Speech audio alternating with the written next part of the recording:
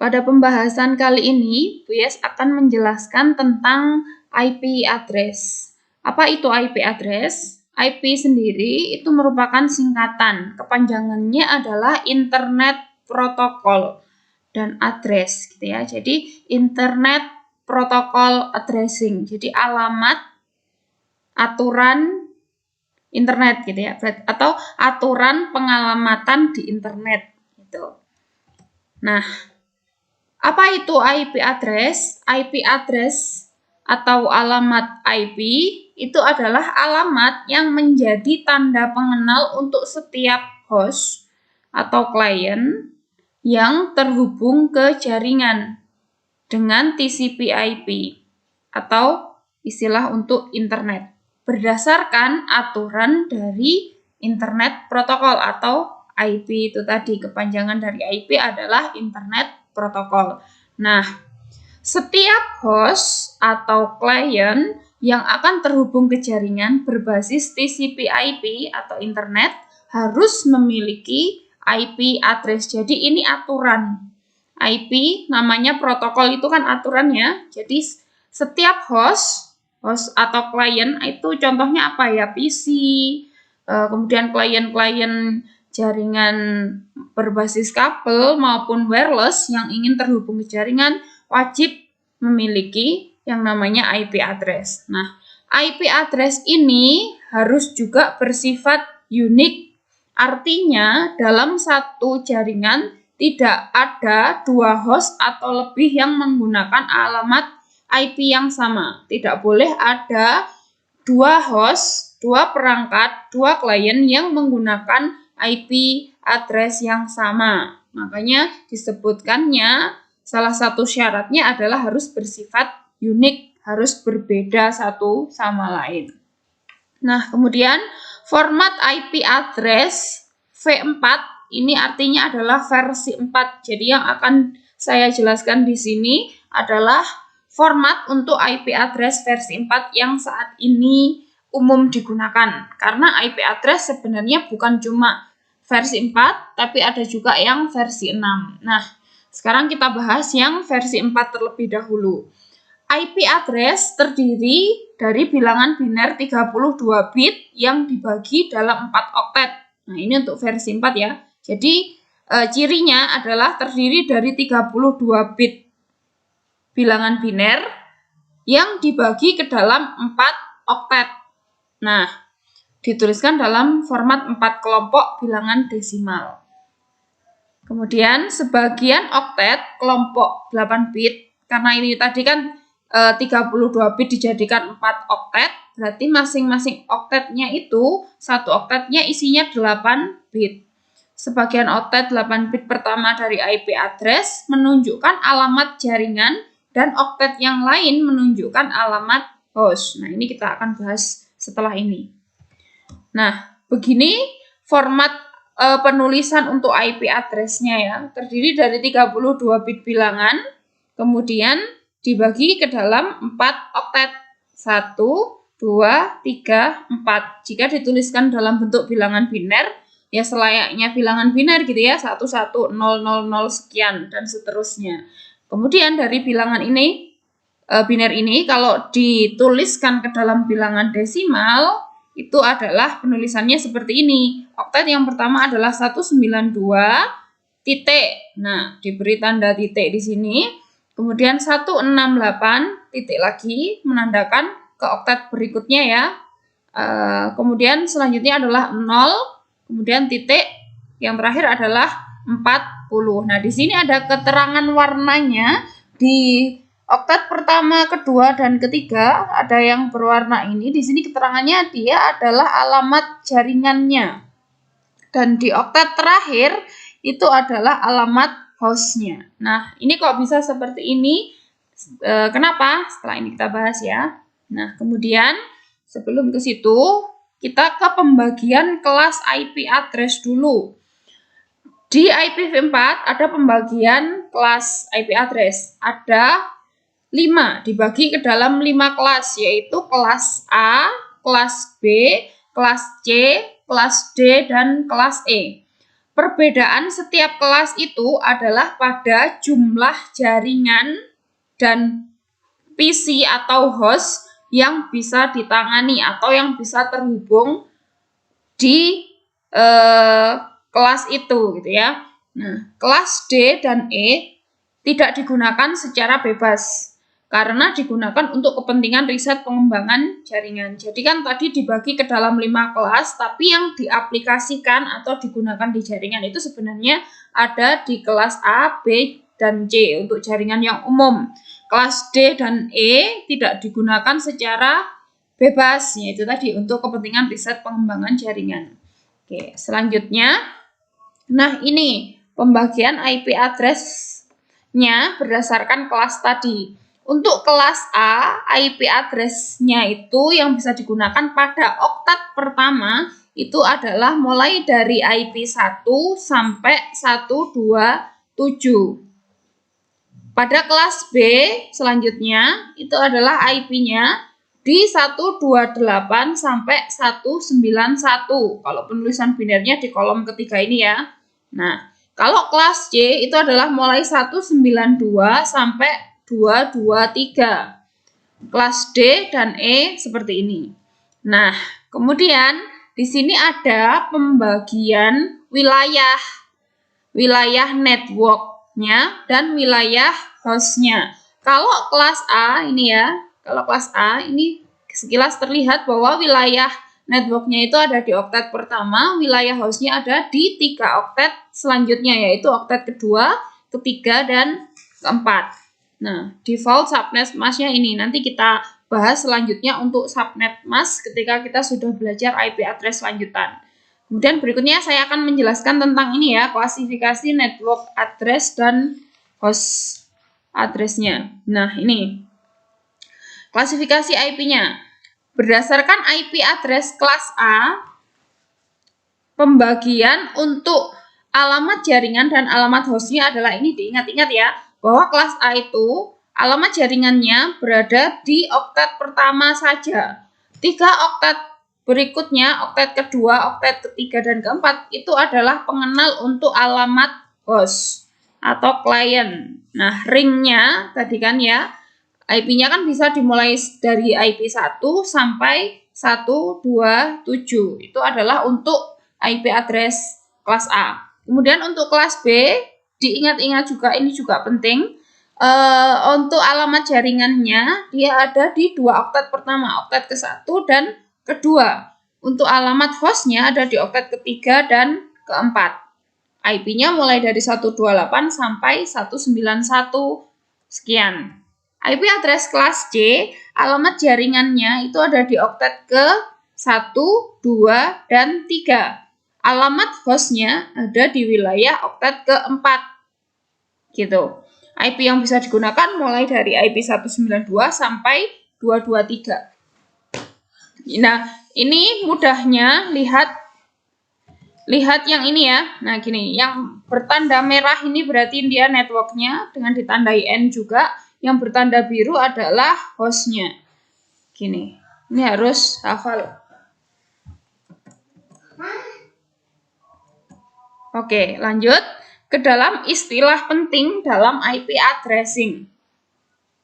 Ada istilah yang namanya network ID dan host ID. Nah, network ID itu apa? Network ID itu adalah bagian dari IP address yang menunjukkan di jaringan mana komputer tersebut berada. Jadi penunjuk jaringannya itu adalah network ID. Kemudian host ID itu menentukan alamat hostnya untuk komputernya atau router atau switch, semua perangkat jaringan yang terhubung di jaringan yang memerlukan IP. Jadi ini identitas aslinya perangkat itu adalah di wilayah host ini. Sedangkan network ID ini sebenarnya menunjukkan identitas dari jaringannya. Dia ada di jaringan di mana, yang mana gitu. Nah, mungkin contoh lebih realnya setelah ini ya. Nah, aturannya dulu. Ada aturannya dalam menetapkan network ID dan host ID. Ini juga harus kalian hafalkan. Ini adalah aturan dasar dalam pengalamatan IP. Yang pertama, identitas kelas IP. Kelas IP itu hanya dapat dilihat dari oktet pertama IP tersebut. Jadi nanti kalau kalian menemui IP, kalian lihat misalkan IP-nya adalah 130.0.90.10. Nah, ini berarti IP-nya kelas berapa? Kelas A, karena 130 kelas B, karena 130 adalah kelas B gitu. Jadi hanya dilihat dari oktet pertama. Kemudian IP, aturan yang kedua, IP 0, IP 127 dan IP 255 tidak boleh digunakan pada oktet pertama. Ingat, tidak boleh digunakan hanya pada oktet pertama.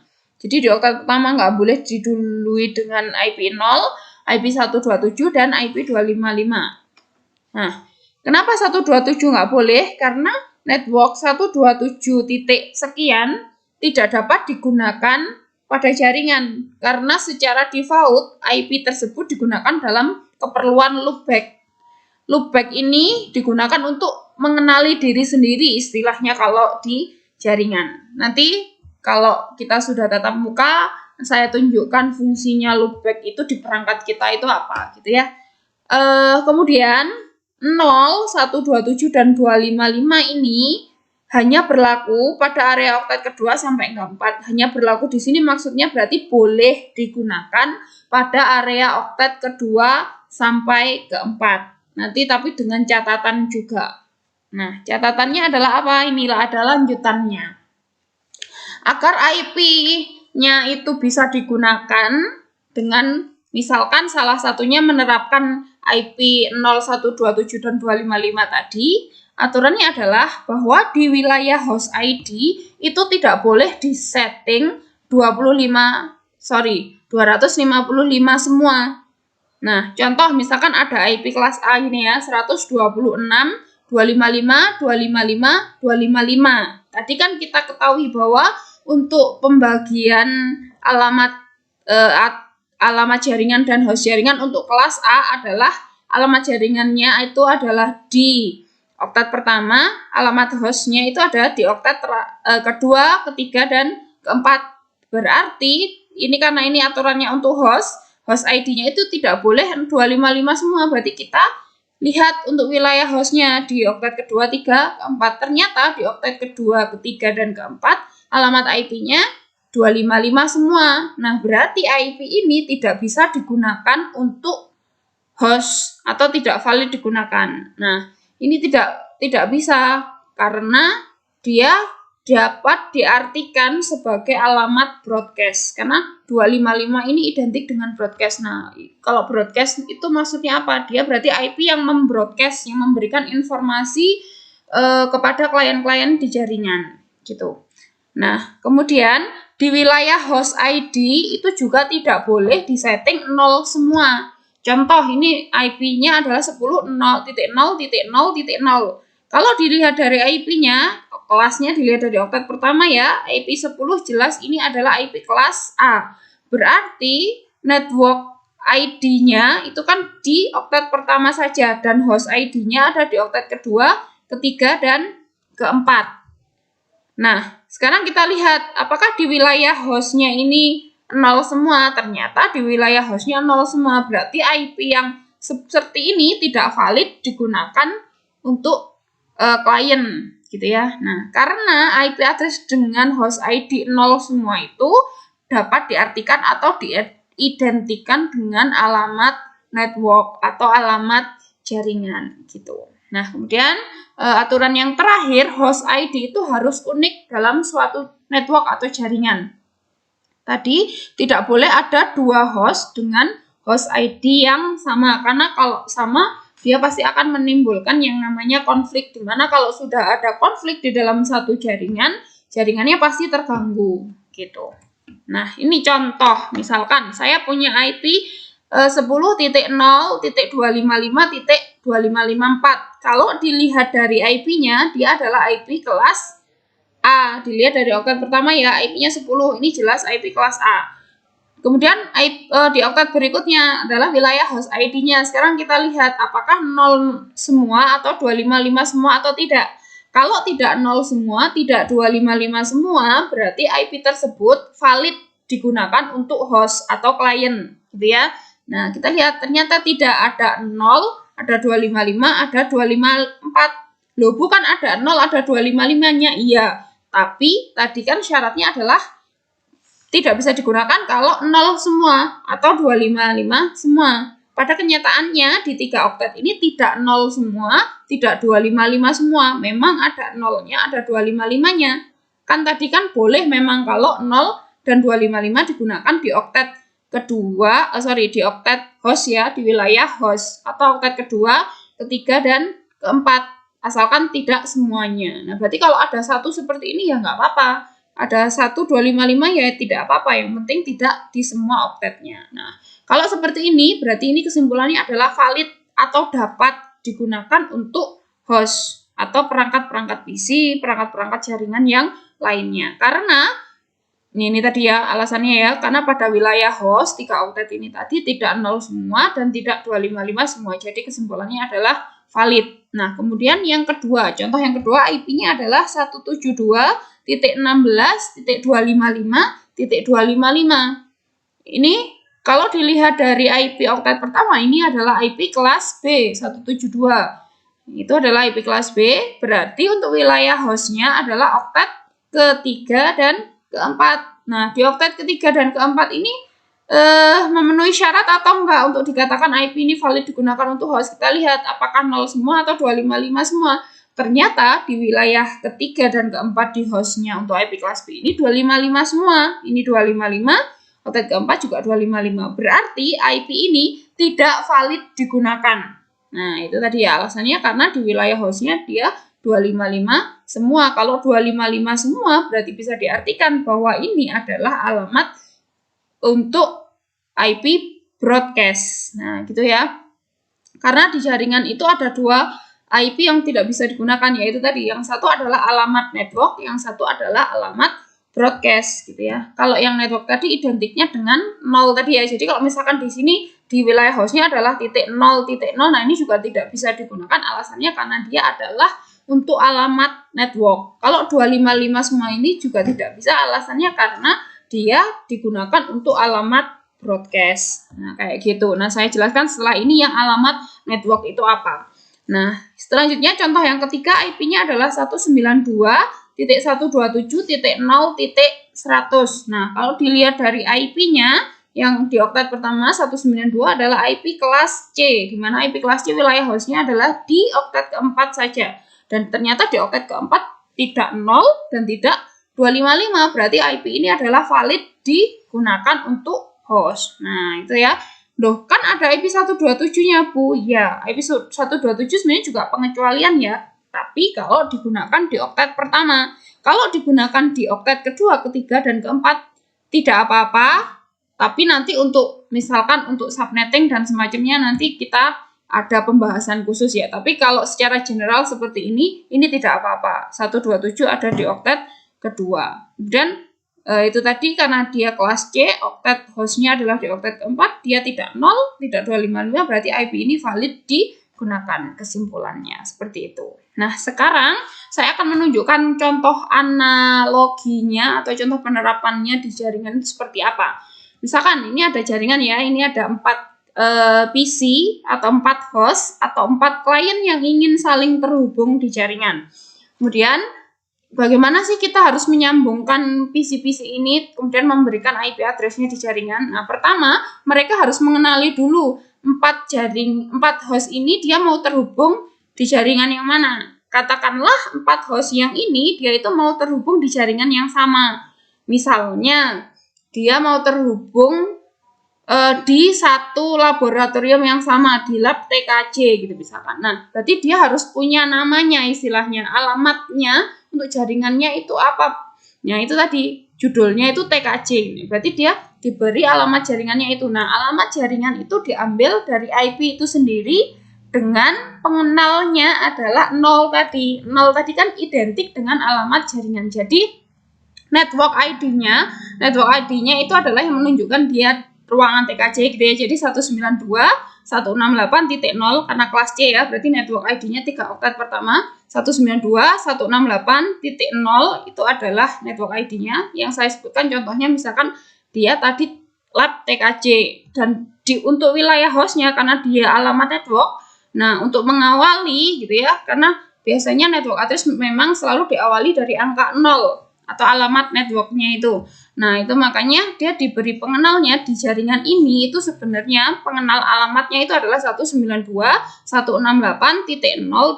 Nah, ini tidak digunakan secara personal ke salah satu PC ini tidak, tapi ini digunakan sebagai penanda saja di jaringan bahwa ini adalah alamat network atau IP network address dari jaringan ini yang kita sebut lab TKJ itu tadi. Nah, untuk memberikan IP masing-masing host ini bagaimana? Nah, berarti ini menggunakan IP selain 0 dan 255, karena 0 ini sudah digunakan untuk alamat network dan 255 dia digunakan sebagai alamat broadcast. Nah, berarti memberikannya gimana? Memberikannya seperti ini contohnya. Nah, misalkan 0 sudah pasti tidak boleh, berarti untuk wilayah kliennya atau hostnya misalkan apa? Oh, di PC ini dikasih tetap depannya adalah pengenal kan ya, network ID itu tadi 192.168.0. Jadi dia untuk pengenal bahwa dia ada jaringannya, alamat jaringannya itu adalah TKJ itu tadi, yang di belakangnya adalah 2. Ini adalah wilayah atau identitasnya untuk host. Nah, oktet keempat kan wilayah untuk host. Nah, dia berarti identitas untuk hostnya untuk PC yang ini dia adalah 2 gitu. Nomornya adalah nomor 2. Berarti identitasnya adalah 192.168.02 TKJ 2 gitu misalnya istilahnya gitu. Nah, kemudian host yang kedua atau PC yang kedua 192.168.0.3. Harus unik antara satu host ini dengan satu host yang ini harus berbeda. Kemudian yang ketiga juga seperti itu, diberikan pengenalnya 4, selanjutnya adalah 5. Dia bisa digunakan sampai alamat IP-nya 254, karena 255 tidak boleh juga digunakan untuk klien, karena 255 identik dengan alamat broadcast gitu ya. Kemudian selanjutnya, misalkan ada jaringan lagi, ini jaringan yang berbeda lagi. Katakanlah ini adalah jaringan yang digunakan atau PC-PC-nya ini yang mau saling terhubung di laboratorium MM atau multimedia gitu ya. Nah, karena TKJ dan MM ini kan berbeda, berarti dia harus mempunyai alamat jaringan yang berbeda pula. Nah, alamat jaringannya bagaimana? Misalkan dituliskannya, misalkan sama-sama kelas C tidak ada masalah. Yang penting ada pembedanya. Nah, kalau dilihat sekilas kan IP-nya juga mirip nih, ada 192.168. Nah, karena kelas C dia 3 oktet kan network ID-nya, berarti kita lihat ini sangat berbeda kok. Kalau yang TKJ tadi adalah alamat networknya 192.168.0, kalau yang MM sekarang 192.168.168.1. Nah, ini sudah membedakan, network ID-nya aja sudah beda. Nah, berarti ini diasumsikan bahwa memang ini sudah jaringan yang berbeda. Nah, untuk wilayah alamat networknya belakangnya adalah pengenalnya adalah titik 0. Ini pasti menandakan bahwa dia adalah IP network address atau pengenal alamat jaringannya. Nah, untuk kliennya gimana ya? Sama, berarti mengikuti. Karena ini adalah PC yang akan dihubungkan di laboratorium MM, berarti network ID-nya mengikuti 192.168.1 menggunakan selain 0 dan 255, atau alamat IP yang validnya itu berarti di antara 0 dan 255, berarti mulai dari 1 sebenarnya boleh, misalkan di sini 192.168.1.2 boleh, kemudian 1.3, 1.1 juga boleh, 1.4, 1.5 dan seterusnya sampai 1.254. Ya, seperti itu. Ini sudah jaringan yang berbeda. Nah, kalau sudah jaringan yang berbeda, ini tidak bisa langsung terhubung. Kalau masih di satu jaringan yang sama seperti ini bisa saling terhubung. Misalkan IP dengan 192.168.0.2 mau menghubungi secara langsung 192.168.0.5 ini bisa langsung berkomunikasi. Tapi kalau misalkan 192.168.0.2 ini mau menghubungi 192.168.1.5, dia tidak bisa secara langsung kalau tidak didukung dengan alat yang namanya router. Jadi, jika di jaringan di lapangan gitu ya, kita mau menghubungkan dua segmen jaringan yang berbeda, yang jelas-jelas ini beda tadi ya, pengenalnya bahwa ini 192.168.0.0 ini adalah untuk TKJ dan 192.168.1.0 adalah untuk MM, jelas sudah berbeda. Supaya bisa terhubung, supaya bisa saling berkomunikasi, dua segmen jaringan ini harus disambungkan dengan perangkat yang namanya router. Nah, nanti kalau sudah ada router, dia bisa merutekan jalurnya, ibaratnya sudah ada yang menghubungkan nih antara dua jalur yang berbeda, jaringan yang berbeda, nanti jaringannya akhirnya bisa berkomunikasi. Jadi misalkan ada PC atau host yang di sebelah sini 192.168.0.2 mau menghubungi 192.168.1.5, dia akan sudah bisa melalui perantara perangkat yang namanya router ini tadi. Nah, ceritanya seperti itu. Nah, ini kemudian ada sedikit tambahan yaitu tentang kategori IP address. IP address itu bisa ada yang namanya IP private dan IP public. IP private itu adalah IP address dengan alamat jaringan yang khusus digunakan untuk pengalamatan jaringan lokal. Jaringan lokal itu ya jaringan internalnya kalian. Kalau kalian mau buat jaringan di dalam suatu gedung, sebuah gedung atau sebuah kantor gitu ya, kalian bisa terapkan IP ini. Ini memang sudah aturannya ya, sudah aturan standar yang bisa digunakan. Untuk kalau kalian misalkan mau buatnya itu menggunakan IP kelas A, alamat private IP-nya yang bisa digunakan adalah di IP 10 titik sekian.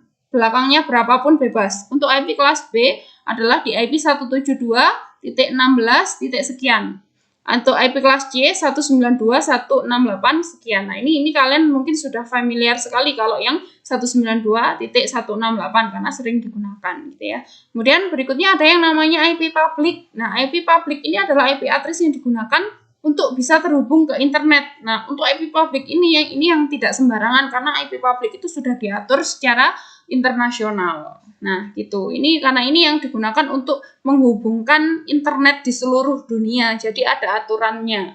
Bahwa kalian tahu sendiri kan bahwa IP itu tidak boleh sama, tidak boleh ada yang sama di dalam suatu jaringan. Apalagi ini kita bicaranya sudah internet, sudah di seluruh dunia. Makanya ada sendiri lembaga yang mengatur untuk distribusi IP public itu kemana saja dengan diberi IP berapa saja itu ada aturannya. Itu untuk IP private dan IP public. Kemudian ada juga nanti yang namanya IP static dan IP dinamis. Kalau IP static itu adalah IP address yang kita setting sendiri istilahnya. Jadi diberikan IP sendiri ke mesin itu gitu. Kalau IP dinamik itu adalah IP yang ada di mesin itu bisa selalu berubah sesuai dengan pemakaian IP address dalam jaringan, biasanya diatur oleh suatu layanan yang namanya DHCP server. Nah, ini nanti kita akan belajar praktikum juga untuk bagaimana sih menerapkan IP statik dan mendapatkan IP dinamik di jaringan. Oke, itu dulu ya untuk pembahasan hari ini. Ini adalah konsep pengalamatan IP dasar. Semoga bisa dipahami. Terima kasih.